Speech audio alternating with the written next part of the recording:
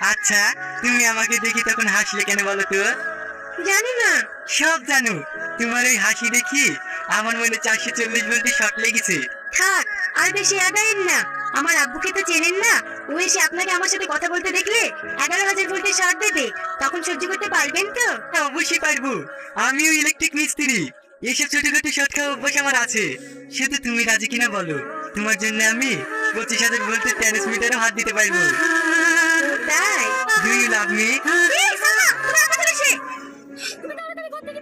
আগে বলো ভালোবাসো কিনা, তারপরে যাবো।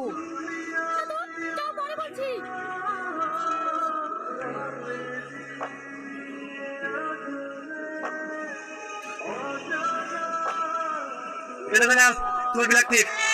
শালা বুড়ু, জাহাজে কি ব্ল্যাক টেপ আসলো নাকি রে? এত তাড়াতাড়ি চলে আসলো। সেদিন আমি তো ওকে বলতেও পারিনি যে ওকে আমি কতটা ভালোবাসি।